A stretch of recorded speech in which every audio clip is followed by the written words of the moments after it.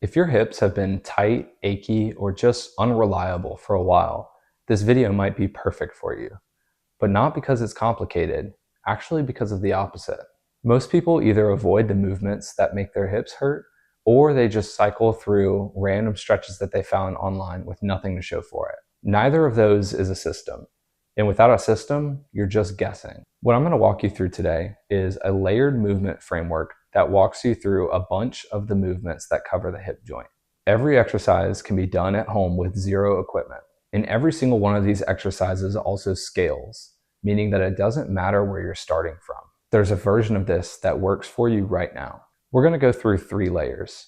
The first layer covers the majority of the movement at the hip through just 2 exercises. Each layer after that breaks things down further and fills in more specific gaps. Let's get into it. But before we dive into a single exercise, we need to talk about how we actually use these movements, because this is what makes the whole system work. Every exercise in the first 2 layers has 2 dials. The first dial is range of motion. Every exercise can be made easier or harder by determining how deep you go. And for the first layer, what this means is elevating your front foot. Higher elevation means less range demanded from the hip. Lower elevation means more range. You control the dial. The second dial is load. You can use your hands for assistance to take some of your body weight out of the equation. More assistance means less demand on the joint. Less assistance means more. Here's why this matters. If you try any of these exercises at the full range of motion with no assistance and it hurts, that's not failure, that's information. It just means that the demand of the exercise is above your current ability.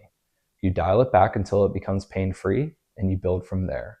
That's the whole game. Now, the best way to accomplish both of these things at home is through a staircase. The stairs give you a built-in elevation adjustment. Each step is a different level, and the handrails provide an easy way to have assistance during the exercises. If you have a staircase at home, you have everything you need for this entire system. All right, let's get into layer 1. The first exercise is the ATG split squat. This movement covers deep hip strength in the front to back plane. If you've ever dealt with hip flexor tightness, anterior hip pain, or difficulty getting into a lunge position, this exercise directly addresses that. Here's how to do it. Stand in a split stance. Front foot facing forward, either on the floor or elevated on a step. Back leg extended behind you, as straight as you can keep it. Keep your torso upright. Resist the urge to lean forward. Now slowly lower your body down. Your front knee is going to travel forward. Let it. The goal is to get into as deep a knee bend as you can while keeping things pain-free. Your front heel may need to come off the ground slightly as you go deeper. That's fine. We're not worried about the heel for this movement. When you hit your deepest comfortable position, pause for a moment. Feel the stretch through the hip on the back leg and through the front of the hip on the lead leg. Then slowly return to the top. What you should feel: a deep stretch in the hip flexor of the back leg, some work through the inside of the front hip, and if you have knee issues, you'll likely feel that too. All of that is expected. None of it should be sharp or painful. If you need to use the railing, use it. Hold it as much as you need to. The goal right now is pain-free range, not independence. How to progress this over time is to start on a higher step and gradually move down to lower steps as the range becomes comfortable. At the same time, gradually reduce how much you're relying on the railing for assistance. Eventually, you're doing full reps on the floor from standing with no hands. That's the goal. The second exercise in layer 1 covers the other plane of hip movement. The lateral squat covers deep hip strength in the side-to-side plane. This is one of the most neglected movement patterns in most people's training, and it could be a big reason why you're dealing with hip and knee problems. Here's how to set it up. Stand facing perpendicular to the staircase, so you're sideways to the steps. Place your inside foot on whatever step you've chosen.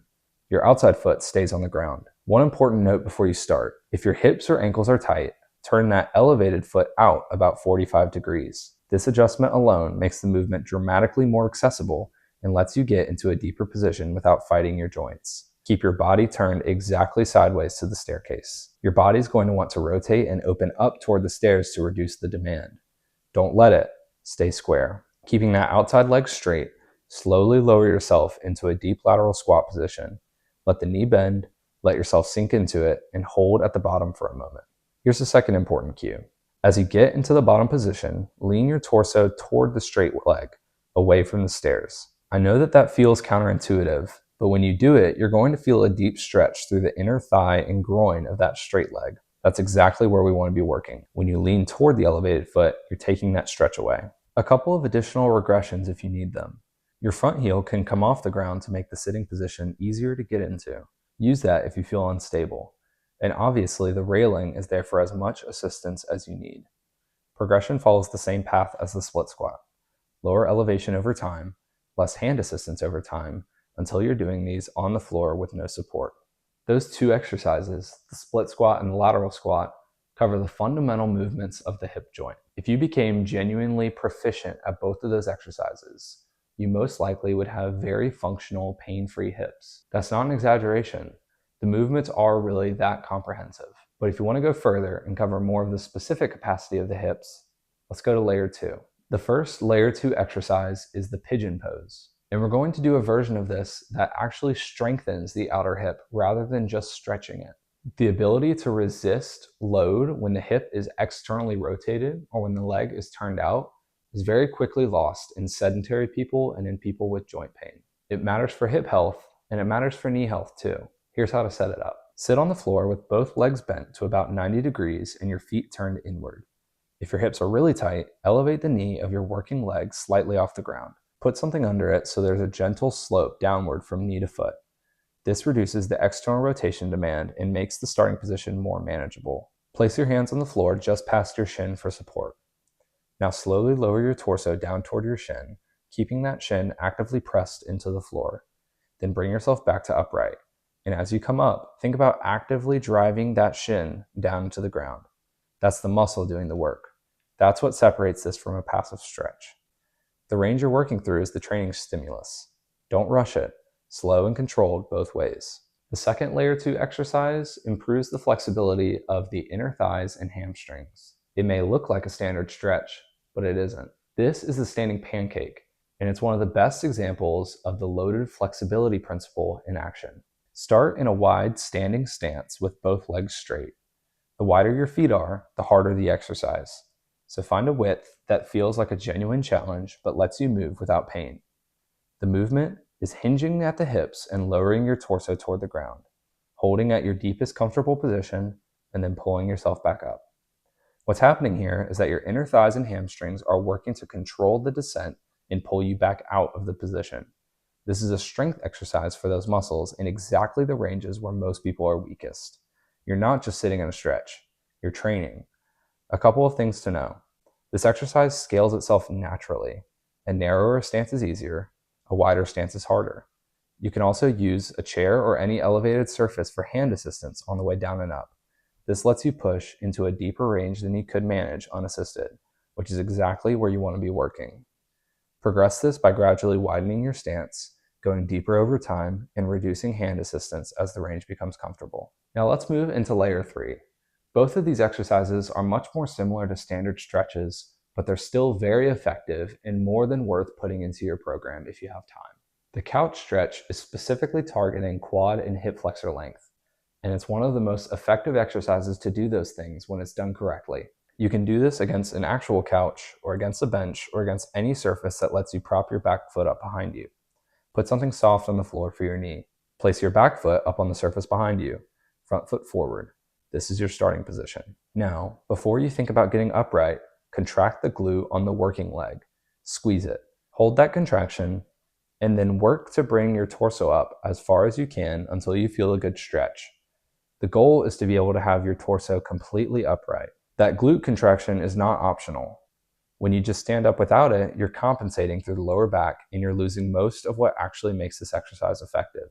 The contraction is what creates the anterior tilt that actually opens up the hip flexor. If you want to emphasize the hip flexor more, move your front foot further forward and focus on bringing your thighs toward a straight line together. You'll feel the difference immediately. Now, this last exercise is going to work to develop strength and length through the entire posterior chain, the elephant walk. The goal is to train the calves and the hamstrings in a lengthened position, but not just to passively stretch it, but to actively own those positions. The end goal of this exercise is to do it with your hands flat on the floor, but you can regress it by placing your hands on a step, a bench, or any elevated surface. Higher surface equals easier. Start where you need to. Here's the movement. Begin with both knees slightly bent and hands on your surface of choice.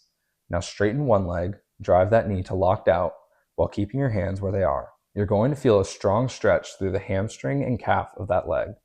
Hold for a second, then bring that knee back to bent while you simultaneously straighten the other one. That's the walk. Controlled alternating extension, one side at a time. Do 10 to 15 reps per side. You can run through this 1 to 3 times, once or twice a week. It doesn't need to be a major time commitment. The movement is the point. Okay, so that's the whole system. Now let me tell you how to actually use it. These layers are not a strict order of importance. Every single one of these exercises matters, and you can make arguments for moving some of these exercises into different layers. The point of this layered structure is for the purpose of coverage efficiency. Layer 1 covers the most ground with the least investment of time. But here's what I'd actually recommend you do with this. Test your current ability in each of these exercises. Try each movement at a level where you feel like your current ability actually is. And then look at where you struggled most. That's where your focus should go. Don't give 20 minutes to the movements that you felt pretty solid on while only giving 5 minutes to the ones that felt weakest. The system tells you what to train.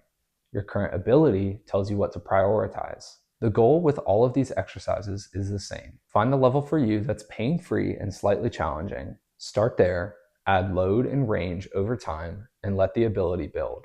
Do that consistently, and your hips will be in a completely different place in a few months. Fixing your hips is simpler than most people make it.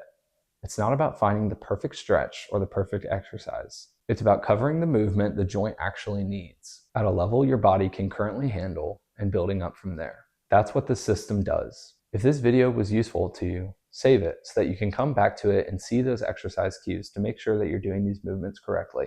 And if you're dealing with a specific hip issue and have more questions, drop a comment about what your issue is, and I'll help direct you in the next right steps.